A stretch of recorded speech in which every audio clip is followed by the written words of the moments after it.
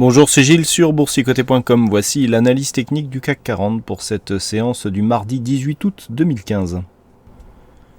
Et donc c'est encore une bougie d'hésitation que nous avons aujourd'hui. Une bougie, alors on ne le voit pas, mais elle est rouge, puisque nous allons le voir, le niveau de clôture est légèrement inférieur au niveau d'ouverture pour un point, puisque après avoir ouvert à 4972,79, on clôture à 4971,25 sur cette séance.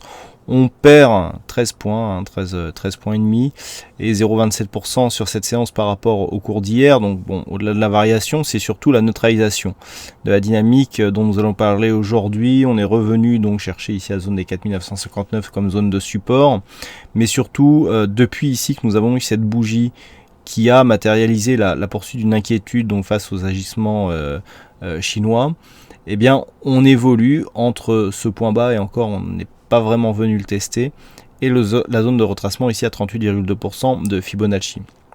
La neutralisation, on la sent bien ici sur le RSI qui évolue quasiment sur sa zone ici d'équilibre. Le stochastique a fait une brève incursion ici dans la zone de survente, mais ressort désormais.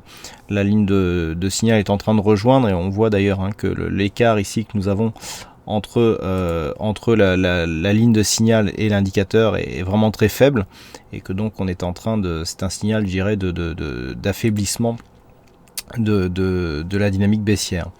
Dans le même temps, le MACD se stabilise, mais on reste ici négatif et les volumes baissent fortement.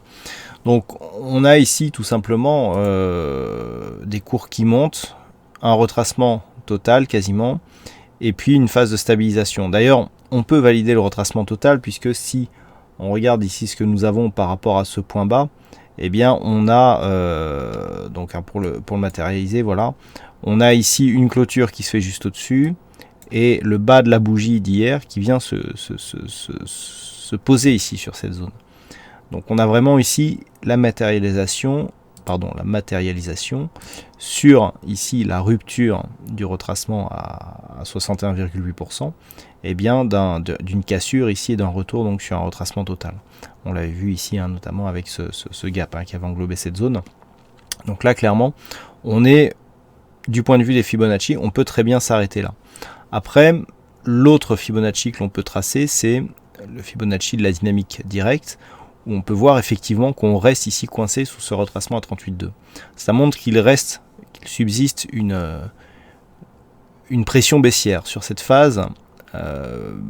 Plusieurs raisons à cela, donc le faible rebond technique par rapport à cette forte dynamique, et puis ce gap ici qui reste béant, dont il n'y a aucune tentative ici de comblement. Donc on se stabilise ici, donc d'un point de vue court terme, effectivement on va passer neutre.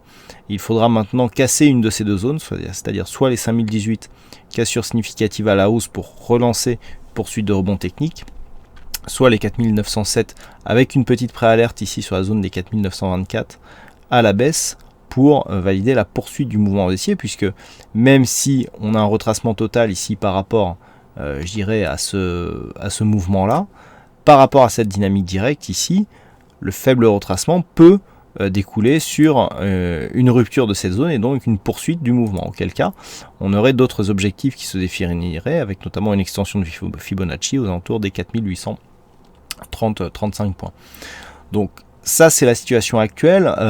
On voit bien ici que cette zone, au-delà d'être un retracement ici, ce point bas de Fibonacci, eh bien, nous donne une zone de support, puisque je vous l'avais indiqué, sur rupture de cette zone, au-delà du franchissement ici du Fibonacci, nous avons potentiellement ici un double top qui pourrait se dessiner. Vous voyez que si on casse ici, eh bien on a un objectif qui se situe quasiment à 4650 points.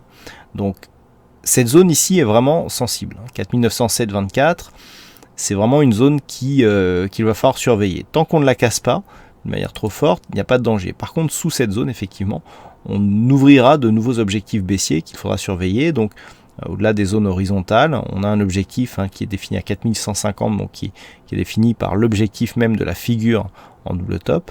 Mais nous avons donc ces deux zones horizontales qui pourront nous servir d'objectif et donc de support, plus l'extension de Fibonacci ici à 4830 points.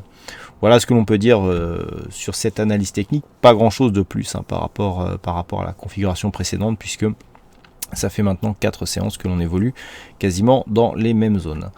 Voilà, donc aujourd'hui il y avait un fixing, c'est F-Show qui gagne sur cette session, donc bravo à toi F-Show. Et puis en ce qui concerne les statistiques, alors on a un peu plus d'occurrences significatives que ce que nous avions hier. Hier c'était pas du tout exploitable. Donc par contre c'est du 50-50 par rapport à la configuration sur la prochaine bougie. Donc là on a vraiment c'est l'égalité parfaite. Donc on ne peut pas dégager de dominante. Et puis sur les statistiques à 5 jours, eh bien ça a du mal encore à se départager. Donc il faudra voir une fois que les calculs seront terminés pour voir exactement quel est, je dirais, le sens prépondérant ou qui a le plus de probabilité de revenir si on tient compte effectivement des occurrences passées. Voilà, donc pour l'instant, en tout cas tant qu'on n'a pas ici de rupture haussière de cette zone des 5018 points, c'est le biais baissier qu'il faudra donc jouer en priorité. Voilà donc pour cette analyse technique. Je vous souhaite à toutes et à tous une bonne soirée, bonne chance dans le prochain trade et on se retrouve donc dès demain pour d'autres analyses techniques sur le site boursicoté.com. Bonne soirée à tous.